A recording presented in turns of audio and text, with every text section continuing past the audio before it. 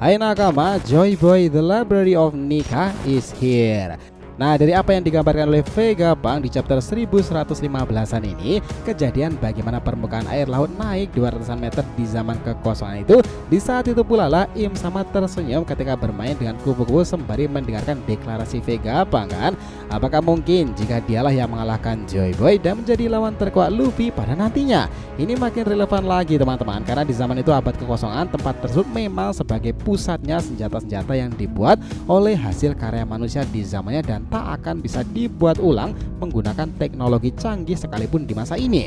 Pertanyaannya, apakah memang benar jika kedepannya kita akan diperlihatkan seperti apa Uranus itu? Well, ini akan sangat menarik sih. Yuk kita bahas lebih dalam mulai dari sini.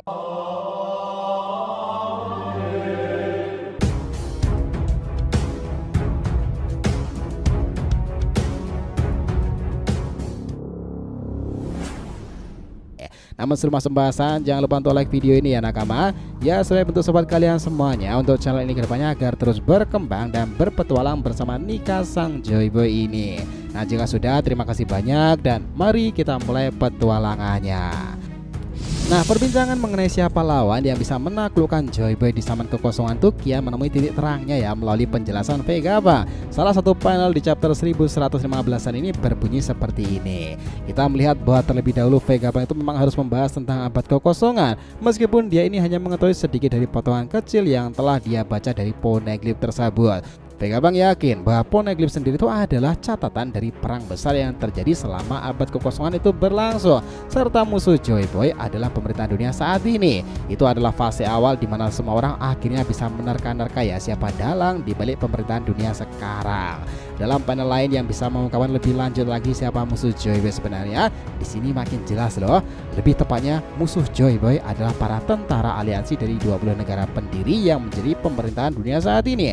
Dengan kata lain, Joy Boy dan para krunya begitu kuat sehingga harus dikeroyok dengan kekuatan 20 negara untuk melawannya. Luar biasa bukan? Bayangkan kita malah jadi penasaran siapa aja para kru Joy Boy sendiri sampai membuat pertempuran akbar itu harus melibatkan 20 negara pendiri sendiri, lebih tepatnya tentara-tentaranya itu untuk menghadapi sang Joy Boy. Pertempuran itu luar biasa dan menjadi catatan sejarah panjang yang pernah ada. Bahkan dalam panel ini dijelaskan lagi ya, jika Joy Boy ternyata memang menggunakan mode yang identik dengan Sun God of Nika. Dia sedang melawan para raja tersebut dalam penggambaran siluetnya teman-teman. Bukankah itu luar biasa tuh jika selama ini mode Sun God of Nika memang sudah benar-benar eksis di zaman itu ya. Dengan arti lain di sini nih sudah mulai terungkap jelas perbedaan antara Joy Boy dan juga Nika itu sendiri. Bahwa Joy Boy di zaman itu adalah seorang bajak laut yang memiliki kemampuan buaya iblis karet seperti Luffy yang mampu bertransformasi seperti Sun God of Nika, yakni dewa matahari kebanggaan suku raksasa Elbaf. Jadi pada intinya kenapa ada persamaan antara Joy Boy dan Sun God of Nika? Karena keduanya sama-sama menginginkan tak ada lagi diskriminasi yang terjadi kepada para orang-orang di pulau manusia ikan. Mereka berharap mereka itu bisa berjalan di bawah sinar matahari yang sama, dan itulah semua memang pesan yang ditanamkan oleh pengguna buaya iblis Hitoyo Tonomi. Jiwa nikahnya yang kala itu ada pada Joy Boy. Nah kini Nika kembali lagi wujudnya ada bersama dengan Luffy kan.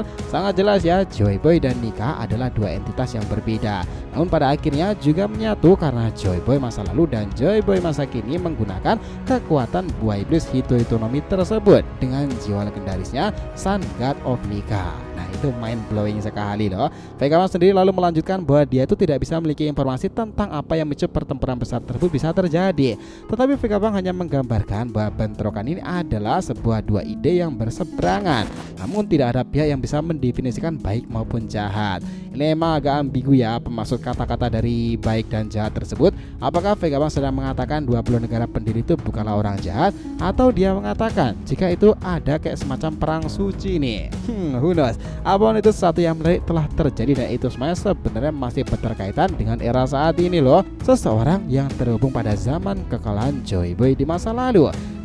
Di saat Vegapunk mengatakan bahwa abad kekosongan berakhir setelah kekalahan Joy Boy dan pertempuran tersebut meninggalkan kerusakan yang tak bisa diperbaiki oleh dunia saat ini.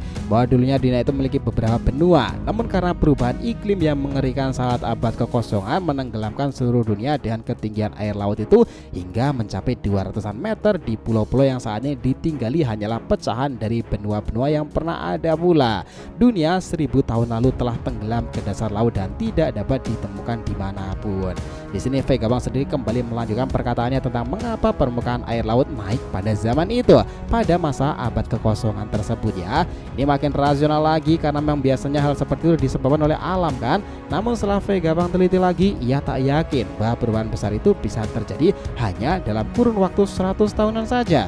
Jadi dia Vegapunk menyimpulkan jika bencana tersebut sebenarnya buatan manusia. Semua orang terkejut mendengarkannya. Bahkan di mari jua sana kita melihat Im Sama nih yang berada di ruangan bunga sedang bermain-main dengan kupu-kupu itu loh. Di saat itulah Im Sama tersenyum dan Vegapunk mengatakan seperti ini, bahwa dengan kata lain perang besar yang terjadi selama abad kekosongan itu masihlah belum berakhir hingga sekarang ini.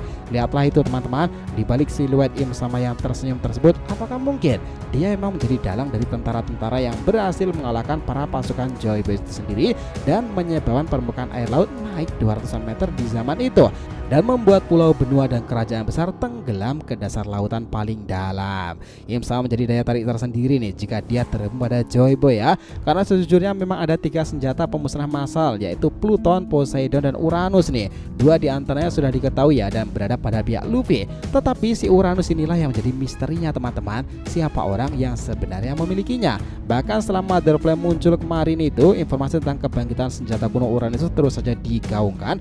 Dan nama yang terhubung dengan itu semuanya memang kuat kaitannya hanya ada pada Im Sama. Ingat loh ya, Mother Flame yang menjadi senjata luar biasa itu bisa membuat kenaikan air laut lebih tinggi lagi dari 1 meteran hingga 5 meteran itu mungkin. Tapi jika itu adalah Uranus kasusnya, rasa-rasanya 200 hingga 300-an meter sangatlah memungkinkan terjadi.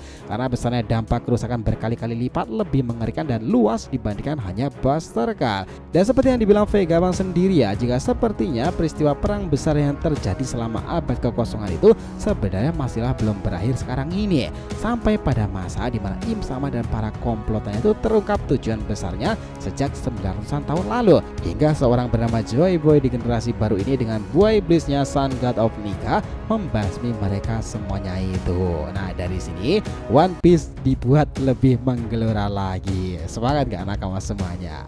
So terima kasih ya telah mengikuti cerita ini sampai akhir. Jika kalian punya pendapat langsung aja komentar di bawah nih dan kita akan usahakan respon. Oke, sampai jumpa di video selanjutnya nakama, dan Joy Boy sang Nika telah kembali ke peradaban One Piece.